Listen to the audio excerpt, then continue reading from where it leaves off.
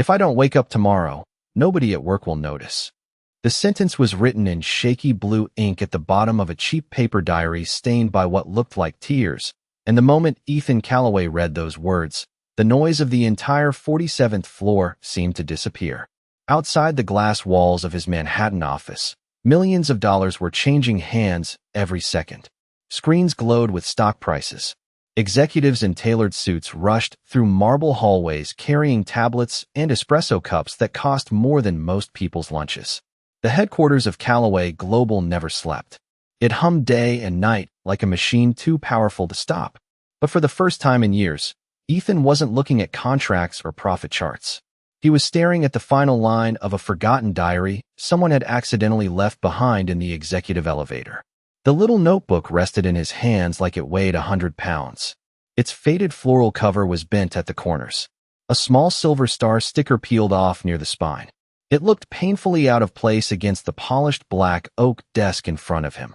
His assistant had dropped it off only minutes earlier. Probably belongs to someone from maintenance, she had said casually before rushing back to a board meeting upstairs. Ethan had almost tossed it aside without opening it. Almost. But then the notebook slipped open on its own, landing directly on the last page as though fate itself had turned to it. And now he couldn't look away. A cold silence settled inside his chest. Ethan slowly leaned back in his chair. Beyond the massive windows behind him, Manhattan glittered beneath the gray winter sky. Yellow taxis crawled through the streets nearly 50 stories below. Helicopters crossed the skyline like insects. Inside the office, the air smelled faintly of leather, cedarwood, and burnt espresso from the coffee growing cold beside him. Usually, Ethan loved that smell. It reminded him of control, discipline, success. But suddenly the office felt colder than usual. Too quiet. Too empty. His eyes drifted back to the sentence. Nobody at work will notice. Something about the words unsettled him in a way billion-dollar crises never could. Because the handwriting didn't sound angry. It sounded tired. Defeated. Invisible. Ethan swallowed slowly and turned back one page. The entries were short. Messy. Honest in a way that made him uncomfortable. Today I told Mom I already ate dinner so she wouldn't feel bad. Another line. My shoes are starting to let water in again. Another. I smiled all day so nobody would ask questions. Ethan's jaw tightened. He didn't know why he kept reading. He should have stopped. This was private. Personal. But the deeper he went, the more the massive building around him seemed to transform into something unfamiliar. For years, Ethan Calloway had built his empire believing strength meant efficiency. Numbers mattered. Results mattered. Feelings did not. Weakness slowed people down. That belief had made him one of the richest CEOs in America. It had also made him a man employees feared more than respected. Somewhere below his office, elevators dinged endlessly. Phones rang. Meetings continued. Thousands of people moved through the building like blood through veins. And yet one sentence from an invisible girl had frozen the most powerful man in the company completely still. The name written inside the front cover was Clara Bennett. Ethan stared at it for several seconds before saying it quietly under his breath, as if testing whether the name belonged inside a building like this at all. Clara Bennett. He did not recognize it. That realization bothered him more than it should have. Callaway Global employed nearly 12,000 people across the country, and Ethan prided himself on knowing every executive, every division head, every investor worth remembering. But somewhere inside the walls of his own headquarters was a young woman carrying this much pain, and to him, she had been completely invisible. Ethan closed the diary slowly and glanced toward the floor-to-ceiling windows. Snow had begun to drift through the darkening Manhattan sky, soft white flecks swirling between the glowing skyscrapers. The city looked beautiful from 47 floors above the street. Clean, distant, controlled. But Ethan suddenly found himself wondering what the building looked like from the basement levels instead. What it felt like for the people nobody saw. Down on the 23rd floor, Clara Bennett pushed a heavy gray cleaning cart through a hallway lined with glass conference rooms. Her sneakers squeaked softly against the polished marble floor. Most employees had already gone home for the night, but the building never truly emptied. Screens still glowed behind office doors. Coffee machines still hissed. Phones still rang somewhere in the distance like echoes bouncing through a canyon of steel and glass. Clara kept her head down as she worked. She always did. Her oversized navy sweatshirt hung loosely around her thin frame, and the cuffs were slightly frayed near her wrists. A faded employee badge clipped to her pocket identified her simply as facilities staff. Nobody ever looked closely enough to read her name. Earlier that afternoon, she had realized the diary was gone. At first, she thought she had left it in the laundry room downstairs beside the vending machines. Then maybe the employee break room. Then the elevator. Panic settled in slowly after that, heavy and cold. The diary was the only place where Clara allowed herself to tell the truth. Not the smiling version of herself she showed the world. The real version. The exhausted version. The lonely version. She checked her cart again for the third time, moving bottles of glass cleaner and folded towels aside with trembling hands. Nothing. Her chest tightened. Around her, the executive floor glowed warm gold beneath recessed lighting. Expensive artwork hung along the walls. A digital fireplace flickered inside one of the lounges reserved for senior management. Somewhere nearby, a group of young analysts laughed over takeout sushi and stock predictions. Clara listened to them for a moment while wiping fingerprints from a conference room door. They sounded carefree, untouchable, like people who had never had to calculate whether they could afford both groceries and medication in the same week. Clara looked away quickly before anyone noticed her staring. Her mother used to tell her something every morning before work. Be kind. Be invisible. Finish your shift. Clara had become very good at all three. She moved quietly through the building like a shadow no one remembered seeing. Sometimes employees would continue entire conversations while she cleaned inches away from them, as though she were part of the furniture. Sometimes they left behind half-eaten meals worth more than what she spent on herself in 2 days. Once, a man in an expensive charcoal suit had snapped his fingers at her without even looking up from his phone. Trash, he had said simply, pointing toward a coffee cup. Clara had picked it up silently and walked away. Tonight, though, something felt wrong. The missing diary sat in the back of her mind like a slowly rising alarm. She tried to focus on work, but every elevator ding made her heart jump. Every passing executive made her stomach tighten. Because somewhere in this massive building filled with strangers and secrets, someone could be reading the pages she never meant for anyone to see. By 9:30 that night, most of the lights on the executive floors had dimmed to a soft amber glow, but Ethan Calloway was still sitting alone in his office with Clara Bennett's diary open in front of him. His untouched coffee had gone cold nearly an hour ago. Outside, snow pressed gently against the windows, covering Manhattan in a pale silver haze that made the city look quieter than it really was. Ethan loosened his tie slightly and rubbed a hand across his jaw. He had spent 30 years building Calloway Global into one of the most powerful companies in America. Business magazines called him brilliant, ruthless, visionary. Competitors described him like a storm moving across Wall Street. Employees lowered their voices when he walked by. Ethan had always considered that respect. But tonight, the silence in his office felt different. Heavy, the kind that forced a man to hear thoughts he had spent years outrunning. His eyes returned to another diary entry. I learned how to stay quiet because people get uncomfortable when poor people are honest. Ethan exhaled slowly through his nose. Something about the sentence unsettled him because it did not sound dramatic. It sounded practiced, like someone who had learned painful truths too young. He turned another page carefully. The security guard downstairs smiled at me today. That was the nicest thing that happened all week. Ethan stared at the line for a long moment. In his world, kindness had become transactional years ago. Every smile came with negotiation. Every compliment hid an agenda. But this girl had written about a simple smile like it mattered enough to remember forever. The thought sat strangely in his chest. Somewhere below his office, a vacuum cleaner hummed faintly through the hallways. Ethan looked toward the door without realizing it. For the first time in years, he found himself wondering who cleaned these offices after midnight. Who emptied the trash cans beside conference tables where billion-dollar decisions were made. Who polished the marble floors before executives arrived, each morning pretending perfection simply appeared on its own. He had never asked before. Ethan stood slowly and walked toward the windows. The city stretched endlessly beneath him, glowing gold and white beneath the falling snow. He could remember being 23 years old and standing in a tiny apartment in Queens promising himself he would never be powerless again. His father had died broke. His mother worked double shifts until her hands ached so badly she could barely hold a coffee mug. Ethan had hated poverty with a quiet fury.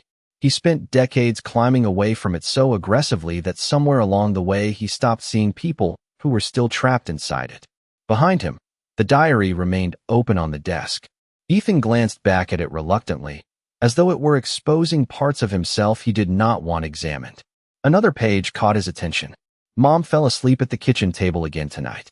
I covered her with my coat because the heat got shut off for 3 hours. Ethan's throat tightened unexpectedly. The memory hit him instantly. His own mother asleep beside unpaid electric bills. His younger sister Lily pretending not to notice there was no food left in the refrigerator. The apartment so cold during winter they wore jackets indoors. Ethan closed his eyes briefly. He had not thought about Lily in years. Not really. Success had buried those memories beneath boardrooms and skyscrapers and quarterly earnings reports. But now they returned sharply, painfully clear. The elevator outside his office chimed softly. Ethan looked up instinctively as the doors opened at the far end of the hallway. A young woman pushed a gray cleaning cart into the corridor with her head lowered. Her blonde hair was tied back loosely, and the oversized navy sweatshirt hanging from her shoulders looked too thin for the winter cold outside. She moved quietly beneath the dim lights, almost ghost-like against the polished marble floors. Ethan froze for a moment without understanding why. Then his eyes dropped to the open diary beside him. Clara Bennett. Clara Bennett did not notice the man standing behind the glass office at the end of the hallway watching her. She kept her eyes lowered as she pushed the cleaning cart slowly across the executive floor, stopping every few feet to wipe fingerprints from chrome railings and conference room doors that cost more than her yearly rent. The building felt colder at night. During the day, Callaway Global was loud with conversations, polished laughter, and the constant rhythm of expensive shoes striking marble. But after hours, the silence became something else entirely. It settled into the walls like loneliness. Clara preferred it that way. At night, people noticed her less. Ethan stood motionless beside his desk while snow drifted against the dark windows behind him. From this distance, Clara looked even younger than he expected. 22, maybe 23. Thin shoulders, tired posture. Someone carrying more weight than her body should have known how to hold. She stopped beside a glass conference room and carefully straightened a row of leather chairs around a polished walnut table. Every movement was precise, quiet, invisible. Ethan suddenly remembered another line from the diary. I try to clean slowly because when I rush, people think I am nervous. When I move slowly, they stop seeing me completely. The sentence hit him harder now that he was watching her. Because she was right. Clara moved through the executive floor like someone trained to disappear. Ethan realized with a strange discomfort that if not for the diary sitting open on his desk, he probably would have walked past her 100 times without ever truly seeing her face. Clara reached for a half-empty sparkling water bottle abandoned near the elevator lounge. Her hand hesitated slightly as she glanced toward the untouched catering trays left behind from a board meeting earlier that evening. Mini sandwiches, fruit, expensive desserts covered neatly with plastic wrap. For just a second, her eyes lingered there before she quickly looked away. Ethan noticed. Another diary entry surfaced in his mind immediately. Today I told Mom work fed me dinner. Work did not feed me dinner. His chest tightened unexpectedly. Across the hall, two junior executives stepped out of an elevator laughing loudly about stock bonuses and vacation homes in Aspen. Neither acknowledged Clara as they passed. One of them nearly brushed her shoulder without apologizing. Can somebody clear this trash already? The taller man muttered casually, tossing a crumpled napkin onto a nearby table without even looking at her. Clara nodded softly. Yes, sir. Ethan felt something sharp twist inside him. The executives disappeared around the corner, still laughing, while Clara quietly picked up the napkin. No anger crossed her face. No frustration. Just exhaustion. The kind that settled deep enough into a person that disappointment no longer surprised them. Ethan looked down at the diary again. His eyes landed on another sentence he had not fully understood before. The hardest part about being poor is watching people forget you are human while you stand right in front of them. The words now felt less like writing and more like accusation. Ethan loosened his tie again, suddenly aware of how warm his office was compared to the freezing January air outside. Clara wore no winter coat tonight. Just the oversized sweatshirt and worn sneakers with loose threads near the soles. He wondered if water leaked through them in the snow. He wondered how many people inside this building were quietly suffering while executives argued over quarterly percentages upstairs. Clara finally reached the end of the hallway near Ethan's office. She paused briefly beside the large glass windows overlooking the city. For the first time all night, Ethan saw her stop moving completely. Manhattan stretched below them in rivers of gold and white beneath the falling snow. Clara stared at the skyline silently, her reflection faint against the glass. She looked heartbreakingly small standing there alone. Then, almost without realizing it, she pressed a tired hand gently against her stomach like someone trying to ignore hunger, lowered her eyes again, and kept walking. After Clara disappeared into the service hallway, Ethan remained standing beside the glass wall of his office long after the sound of her cleaning cart faded away. The building around him felt different now, as though someone had quietly removed a layer he had never realized existed. For years, Callaway Global had seemed perfect from the top floors. Efficient, elegant, controlled. But perfection looked different when viewed through the eyes of someone surviving inside it instead of ruling over it. Ethan walked slowly back toward his desk and sat down again. The diary waited there beneath the warm glow of the desk lamp like something alive. He stared at it for several silent seconds before opening to another page. The handwriting became shakier here, the blue ink uneven in places as though Clara had written while exhausted. Mom coughed so hard last night, I thought she would stop breathing. Ethan felt his jaw tighten. He kept reading. I counted the money in my account 3 times today. If I skip lunch again tomorrow, I can buy her medicine before Friday. The office suddenly felt too warm, too quiet. Ethan loosened the top button of his shirt and leaned back heavily in his chair. Somewhere deep inside the building, an elevator chimed again. He imagined Clara riding those elevators alone every night, while everyone else hurried home to heated apartments and expensive dinners. Another line caught his attention. I wish being tired paid overtime. Ethan let out a quiet breath that almost sounded like a laugh, except there was no humor in it. Only sadness. The sentence was simple, but painfully honest.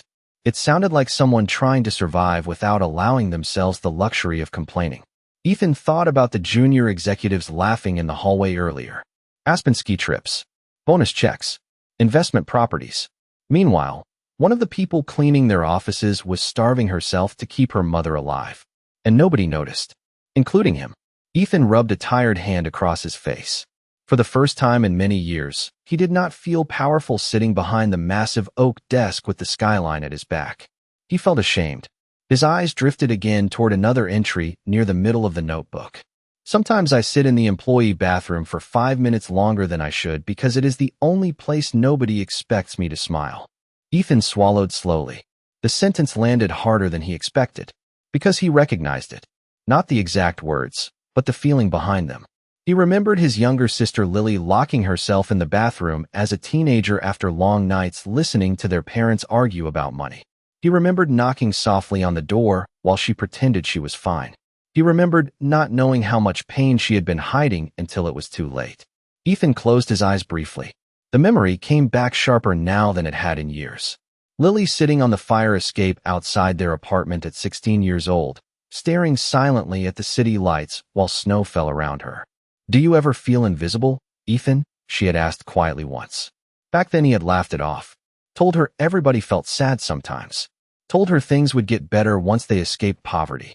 He had been so focused on surviving that he missed the loneliness sitting right beside him. Ethan opened his eyes again and looked down at Clara's diary. Another line waited near the bottom of the page. I think people can disappear long before they are gone. The words hollowed something inside him. Outside the office windows, snow continued drifting softly over Manhattan, covering rooftops and streets in silence. Ethan looked toward the dark hallway where Clara had vanished minutes earlier. Somewhere in this giant building, she was still working while executives slept comfortably in penthouses and luxury condos. Still cleaning, still invisible, still carrying pain quietly enough that nobody ever stopped to ask if she was all right. And for the first time in decades, Ethan Callaway found himself unable to return to work because a poor girl's diary had forced him to confront something he had spent most of his life avoiding. Human suffering looked very different when it finally had a name. The clock in Ethan Calloway's office read 11:47 p.m. when he turned another page in Clara Bennett's diary and felt the air leave his lungs completely. The entry was shorter than the others. No jokes to soften the pain. No attempts to sound hopeful. Just a few lines written in trembling blue ink across the center of the page. Tonight, I stood on the roof of my apartment building for almost 20 minutes. Ethan's eyes locked onto the sentence instantly. His hand tightened slowly against the edge of the desk. Snow drifted against the windows behind him, while the city lights blurred faintly through the glass. He kept reading. I was not trying to scare anyone. I just wanted to know what it would feel like if nobody needed me anymore. Ethan swallowed hard. The office suddenly felt impossibly quiet. Somewhere below, the building continued breathing with its endless mechanical hum. Elevators moved. Heating vents whispered through hidden walls. Computers glowed in empty offices.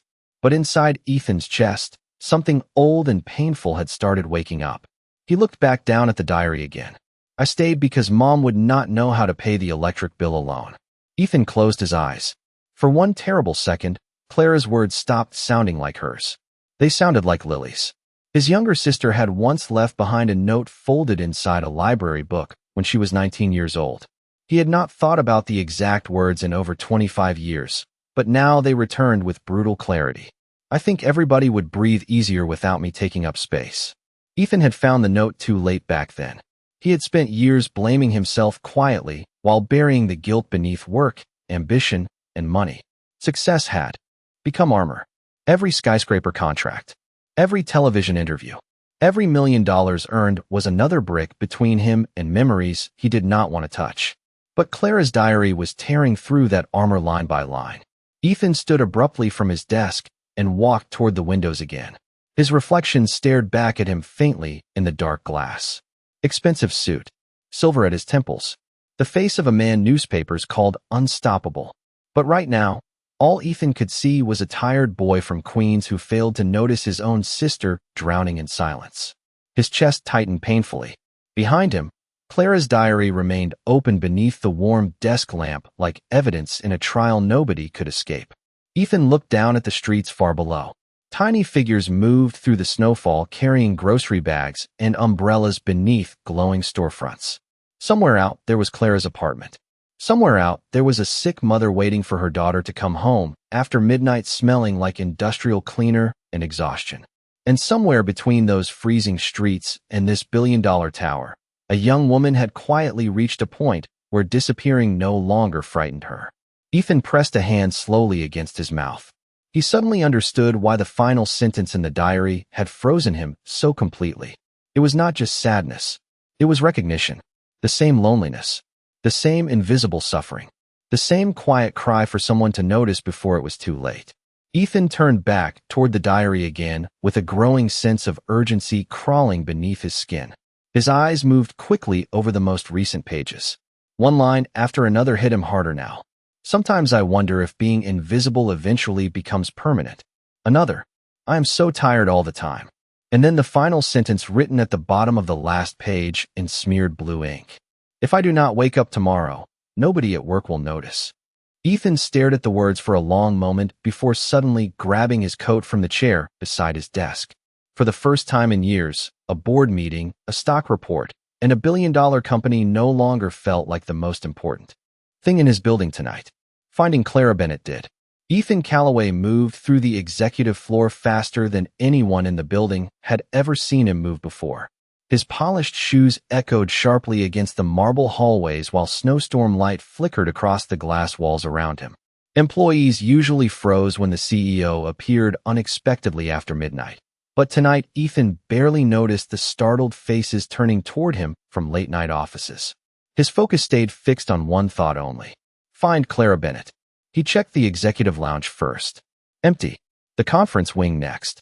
Nothing except abandoned coffee cups and glowing computer monitors left in sleep mode. Ethan's heartbeat felt strangely uneven beneath the silence. The deeper he moved into the building, the less it resembled the empire he proudly ruled from the top floor. The hallways narrowed. The polished artwork disappeared. Warm lighting gave way to pale fluorescent bulbs that hummed overhead with an almost tired sound. Ethan passed storage rooms he had never entered before. Supply closets. Utility corridors. Places executives never saw because people like Clara existed to keep those places invisible too. Down on the lower maintenance level, Clara sat alone beside a vending machine in the employee break room, holding a paper cup of instant noodles between both hands. Steam curled weakly into the cold air. The room smelled faintly of bleach, burnt coffee, and industrial detergent. Her cleaning cart waited outside the door beside a stack of folded mop buckets. Clara stared quietly at the noodles without eating. Her eyes looked red from exhaustion more than tears. The missing diary still sat like a knot in her chest. She had checked every floor twice already. Laundry room. Lost and found. Supply closet. Elevator security desk. Nothing. The thought of someone reading it made her stomach twist painfully. Not because she had written anything cruel, but because the diary contained the parts of herself she worked hardest to hide. The tiredness. The fear. The loneliness. Clara slowly pulled her phone from her sweatshirt pocket and checked the time. 12:18 a.m. A text message from her. Mother still sat unopened at the top of the screen. Do not worry about me. I took my medicine. Please eat something tonight. Clara looked down at the cup of noodles and swallowed hard. She hated that her mother always worried about her even while sick. The break room door suddenly opened behind her, making her jump slightly. Clara turned quickly, expecting another maintenance worker. Instead, Ethan Calloway stepped into the room. For one frozen second, neither of them moved. Clara stared at him in complete disbelief. The CEO of Calloway Global looked impossibly out of place, standing beneath flickering fluorescent lights beside an old microwave and dented vending machines. His dark wool coat still carried traces of melting snow across the shoulders. Clara stood abruptly, so fast the paper cup nearly slipped from her hands. Sir, she said quietly, lowering her eyes immediately. I am sorry. I was just taking my break. Ethan opened his mouth, but no words came at first. Up close, Clara looked even more exhausted than she had through the office windows upstairs. Pale skin, shadows beneath her eyes, hands slightly red from chemicals and winter cold. She looked like someone surviving one day at a time entirely through stubbornness. Ethan suddenly realized with sharp guilt that he did not know a single thing about her life beyond what he learned accidentally through a lost diary. Clara shifted nervously beneath the silence. If I am not supposed to be here, I can go back upstairs, she said softly. Ethan shook his head immediately. No, the word came out rougher than he intended. Clara looked startled. Ethan took a slower breath and glanced toward the paper cup in her hands. Instant noodles.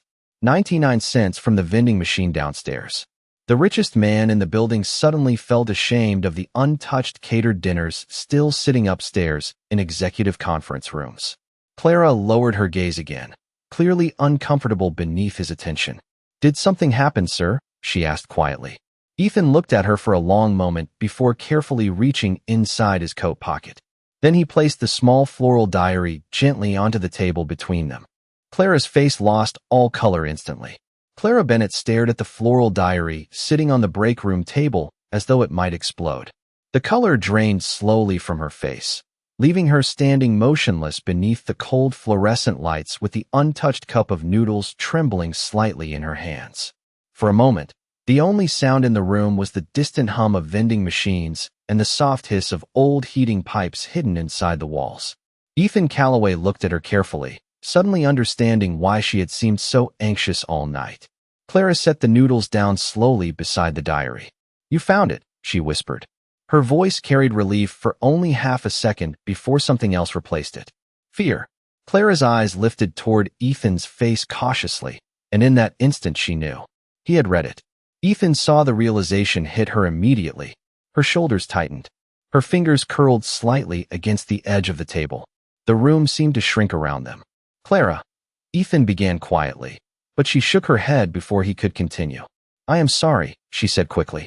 I should not have brought it to work. It was unprofessional. I know company policy says, stop. Ethan's voice softened instantly after the word left his mouth. Clara fell silent. Ethan looked at her for a long moment, struggling to find language that did not sound like the voice of a CEO delivering instructions. For most of his life, words had been weapons. Negotiations, orders, performance reviews. But none of those voices belonged in this room tonight. Clara lowered her eyes toward the diary again. How much did you read? She asked quietly. Ethan hesitated. The truth felt cruel. Enough. Clara closed her eyes briefly. Embarrassment flooded her face so visibly that Ethan felt ashamed all over again. I did not mean for anyone to see those things, she whispered. Especially not you. Ethan glanced around the small break room. The stained countertop. The flickering soda machine. The cheap plastic clock ticking loudly above the microwave. It struck him suddenly how absurd this moment was. The most powerful man in the building standing in a maintenance break room at midnight while a terrified young woman apologized for being honest about her pain. Ethan slowly pulled out one of the metal chairs and sat down across from her. Clara looked startled by the gesture alone.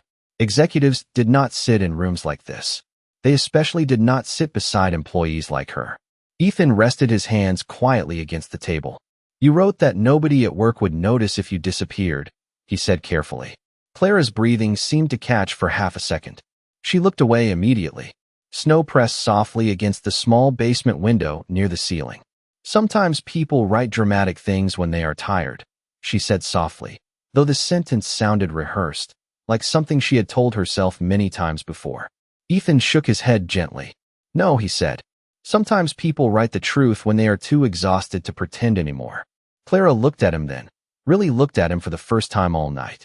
Her eyes widened slightly, not because of fear now, but confusion. CEOs were not supposed to sound like this. Ethan exhaled slowly and stared down at the diary between them. My sister used to write things like that, he admitted quietly. Clara remained still. Ethan had not spoken Lily's name aloud to anyone in years. The words felt unfamiliar leaving his mouth. I thought working harder would fix everything, he continued softly. I thought success solved pain. I was wrong. Clara's expression shifted slightly then. Not trust exactly, but recognition. The kind shared between people who understand exhaustion too well. Ethan looked back at the diary again. You should not have had to carry all of this alone.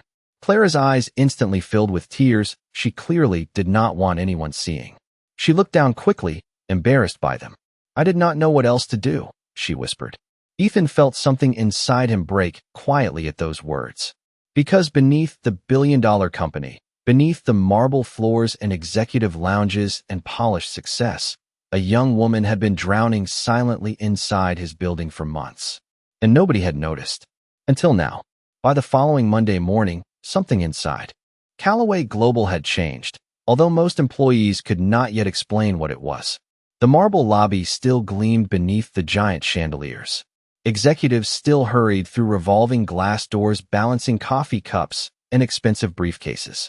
Elevators still climbed endlessly toward conference rooms where billion-dollar decisions were made before sunrise. But whispers moved quietly through the building like electricity. The CEO had canceled 2 investor lunches. Human resources executives had been called into emergency meetings all weekend. Entire departments suddenly received emails about employee wellness reviews and expanded medical benefits. Nobody understood why. Clara Bennett understood even less.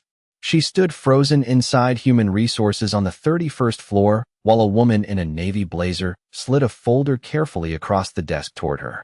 Your position is being transferred effective immediately, the woman explained gently. Clara's stomach dropped so hard she barely heard the next sentence. She thought she was being fired. The fear hit instantly. Rent, medicine, her mother. Everything inside her chest tightened at once. I understand, Clara whispered quickly, trying to remain composed. I can clear out my locker before lunch. The woman across from her blinked in confusion. Clara, no. She smiled softly and turned the folder toward her. You are being promoted. Clara stared at the papers without moving. Full medical coverage. Salary increase. Tuition assistance. Expanded paid leave. The words blurred together beneath the fluorescent lights. I do not understand, she admitted quietly. The woman hesitated briefly before answering. Mr. Callaway personally reviewed your file. Clara felt her heartbeat stumble. Since the break room conversation 3 nights ago, she had barely slept.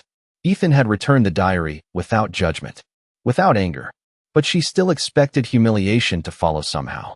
People with power were kind only when it benefited them. That was what life had taught her. Yet nothing about this felt performative. It felt strangely human. Across the building on the executive floor, Ethan stood beside the massive windows of his office watching snow melt slowly along the edges of Manhattan rooftops beneath pale morning sunlight. His reflection stared faintly back at him through the glass. For the first time in decades, the office no longer felt like a fortress protecting him from the world below. It simply felt like a room. A room built above thousands of lives he had never truly seen before. Behind him, senior executives argued nervously over reports spread across the conference table. Employee exhaustion rates, medical leave denials, overworked maintenance staff. Ethan listened silently for several minutes before finally speaking. If people are drowning inside this company while we celebrate record profits upstairs, he said quietly, then this place is not successful. It is failing. The room fell completely silent. Nobody had ever heard Ethan Callaway speak like that before. Weeks passed, then months. Slowly, Callaway Global began changing in ways employees noticed immediately. Free hot meals appeared in overnight break rooms. Emergency counseling services expanded. Maintenance staff received wage increases and healthcare support. Anonymous employee assistance funds quietly paid overdue utility bills for workers struggling to survive. Nobody knew exactly what had caused the transformation except one exhausted young woman who had accidentally lost her diary in an elevator.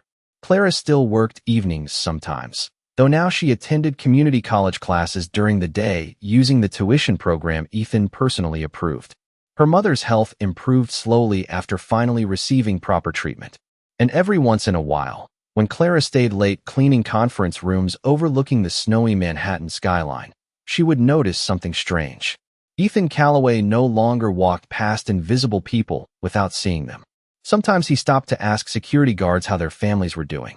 Sometimes he carried leftover catered dinners downstairs himself instead of throwing them away. Small things. Human things. One winter evening nearly a year later, Clara opened a brand new journal while sitting beside her apartment window.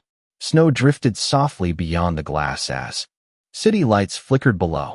She stared at the empty first page for a long moment before finally writing one simple sentence in careful blue ink. Someone noticed.